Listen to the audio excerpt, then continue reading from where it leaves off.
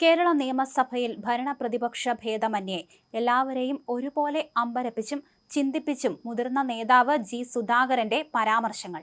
കേരളത്തെ സാംസ്കാരിക മേഖലയ്ക്കും പുത്തൻ തലമുറയ്ക്കുമെതിരെ അതിരൂക്ഷമായ വിമർശനമാണ് സുധാകരൻ ഉന്നയിച്ചത്. ഇന്നത്തെ സാംസ്കാരിക നായകർ കേവലം കാലുനക്കികളായി മാറിയിരിക്കുകയാണെന്ന് അദ്ദേഹം കുറ്റപ്പെടുത്തി. പുതിയ തലമുറയിലെ യുവാക്കൾ കഞ്ചാവിനും ചരസിനും അടിമപ്പെട്ട് വഴിതെറ്റി നടക്കുകയാണ്. രാഷ്ട്രീയ പ്രസ്ഥാനങ്ങളിലെ പുതിയ തലമുറയെയും അദ്ദേഹം വിമർശിച്ചു. പുതിയ കമ്മ്യൂണിസ്റ്റുകാരിൽ എത്ര പേർ കമ്മ്യൂണിസ്റ്റ് മാനിഫെസ്റ്റോ വായിച്ചിട്ടുണ്ടെന്ന സുധാകരന്റെ ചോദ്യം സഭയിൽ വലിയ ഗൗരവത്തോടെയാണ് കേട്ടിരുന്നത്.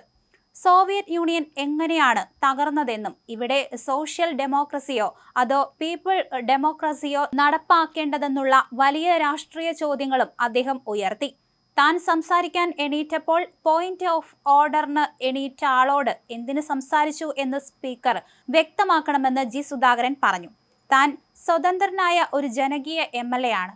സംസാരിച്ചപ്പോൾ കൈയടിച്ച ഭരണപക്ഷ അംഗങ്ങളെ സുധാകരൻ വിലക്കി. കാര്യമാണ് പറഞ്ഞതെന്ന് കൈയടിക്കേണ്ട എന്നും സുധാകരൻ ആവശ്യപ്പെട്ടു. സോവിയറ്റ് യൂണിയൻ എങ്ങനെ തകർന്നു? സോഷ്യൽ ഡെമോക്രസിയോ പീപ്പിൾ ഡെമോക്രസിയോ നടപ്പാക്കേണ്ടത്? മുഖ്യമന്ത്രിയോട് സ്നേഹവും ബഹുമാനവും മാത്രം. സുസ്മേരവധനനായ മുഖ്യമന്ത്രി മഞ്ഞക്കുറ്റികളൊക്കെ കളയണം.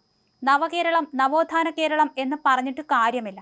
എഴുതി വായിക്കുന്നതല്ല നവോത്ഥാനം, ഇരുന്നിട്ട് എഴുന്നേൽക്കുന്നതല്ല നവോത്ഥാനം. മഞ്ഞക്കുറ്റിയിൽ ഒരടി മുന്നോട്ട് വച്ചത് കൊണ്ട് തന്നെയാണ് രണ്ടടി പിറകോട്ട് വയ്ക്കേണ്ടി വന്നത്. സജി ചെറിയാന്റെ നാട്ടിൽ അടുക്കളയിൽ വരെ മഞ്ഞക്കുറ്റിയിട്ടു. തിരിച്ചടി അന്നേ ഓർമ്മിപ്പിച്ചിരുന്നു. ധനസ്ഥിതിയുടെ ധവളപത്രം ഇറക്കണം, നാലാള് അറിയട്ടെ. മുഖ്യമന്ത്രി സുസ്മേരവധനൻ. സർക്കാരിനെ കുറിച്ച് തുടക്കത്തിൽ നല്ല അഭിപ്രായം. മഞ്ഞക്കുറ്റി മാറ്റിയത് നന്നായി. ജനമത് തിരിച്ചറിയും. കരിമണൽ കൊള്ളയ്ക്കെതിരെ നടപടി വേണം. സർക്കാർ അന്വേഷണം പ്രഖ്യാപിക്കണമെന്നും അദ്ദേഹം ആവശ്യപ്പെട്ടു. പുതിയ സർക്കാരിനെ കുറിച്ച് തുടക്കത്തിൽ നല്ല അഭിപ്രായമാണുള്ളതെന്നും അദ്ദേഹം കൂട്ടിച്ചേർത്തു. സംസ്ഥാനത്തിന്റെ യഥാർത്ഥ സാമ്പത്തിക സ്ഥിതി ജനങ്ങൾ അറിയേണ്ടതുണ്ടെന്നും അതിനായി ധനസ്ഥിതി സംബന്ധിച്ച് ഒരു ധവളപത്രം പുറത്തിറക്കാൻ സർക്കാർ തയ്യാറാകണമെന്നും സുധാകരൻ ആവശ്യപ്പെട്ടു. അതേസമയം ജനങ്ങളുടെ നടുവൊടിക്കുന്ന ഇന്ധനവില വർധനവും വിലക്കയറ്റവും ഉന്നയിച്ചുകൊണ്ട് 16ാം കേരള നിയമസഭയിലെ ആദ്യ അടിയന്തര പ്രമേയ നോട്ടീസുമായി പ്രതിപക്ഷം രംഗത്തെത്തിയിരുന്നു. അടിക്കടി വില കൂടുമ്പോൾ സംസ്ഥാന സർക്കാർ കാര്യമായി ഇടപെടുന്നില്ലെന്ന് നോട്ടീസ് നൽകിയ പ്രതിപക്ഷാംഗം KN ബാലഗോപാൽ വ്യക്തമാക്കി.